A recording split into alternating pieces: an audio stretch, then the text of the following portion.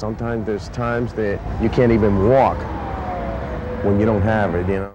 My whole life been being an addict, you know, being on the streets, you know, and it's not easy. It's a life just about no one would want. Once you're hooked up into it, you know, it's hard to get out. JD is 38 years old, and he's been shooting heroin since he was 9, the year after his mother was murdered over drugs. No, I didn't see her actually get killed, but I seen the body, you know, and that's what upset myself, you know. Got me, I felt like nobody wanted me. On this day, JD meets us around 10 a.m. after going to take his daily dose of methadone at a nearby clinic. He says he's trying to kick his addiction. Before I was using like 15 to 20 needles. A day? A day. How many bags of heroin? Like 15. To be in the safe side, you know? Now he claims he's down to a bag or two, $20 worth a day. So he still stops at AIDS Project Hartford's needle exchange van outside the shelter where he sleeps. He turns in the syringe he used yesterday for a new one. Never share a needle? No, you can't. When's the last time you think you shared a needle? About probably 3 years ago. He says he's HIV negative and gets tested regularly. On this day, he has a checkup at a South End clinic. Then he begins his daily quest for money to get his fix. So this is where you spend your days? Yeah, I spend most of my days, in the streets of Hartford, Park Street, you know. He claims he doesn't steal anymore, he hustles. If somebody comes to buy a bag or something, or buy a few bags, I try to get a break from whoever's selling it. You'll take that person to buy it? Yeah.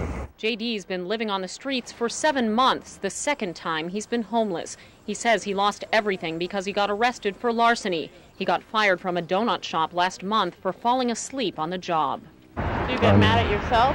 Sometimes I feel disappointed, upset at my own self for, you know, why I got involved in this, you know, heroin thing. See right here, there's some needles right here.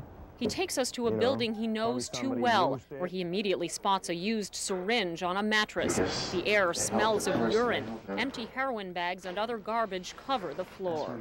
There was times I used to sit right here. Sit right here and just fix everything right here, you know, and get myself, you know, straight. I'm glad I'm not in that situation now, you know. But you're still doing it? Yeah, I'm still doing it, but not as like before. And this is by no means the only shooting gallery JD has used. Abandoned buildings like this have become havens for heroin addicts all over Hartford's north and south ends. We've seen people going in and out of them today, either looking for drugs or going to shoot up. They're just a block from the Sheriff's Department and State Police, and they're right next door to a school. About 60 addicts a day come to the needle exchange van. Organizers estimate the city has as many as 1,000. But they claim the Needle Project isn't only cutting down on the spread of HIV, it's getting people into programs where some are getting and staying clean. This man came to the van to sign up for detox. Yeah, he likes to do that. It's a good feeling. Even one person that we can save and get out of the streets of the drugs, I mean, it's so big. Will JD be one of those people? Today, he's having a tough time tracking down cash. We watch him as he goes in and out of buildings and down alleys and talks to people in cars. Then he disappears, only to return to us 2 hours later to tell us he and his friend finally hustled enough money and got their drugs. He's happy now, you know, that we copped, you know, and Get high. we're going over here to, you know, to do what we have to do. Another day's quest is over. But a much larger struggle still lies ahead. How do you feel right now? Well, I'm feeling all right now. Are you high right now? Yeah. Why do you want to stop?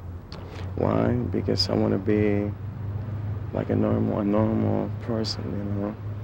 Have a job, have a family. You've had enough of this. Yes, I had more than enough, you know. I'm sick and tired of this.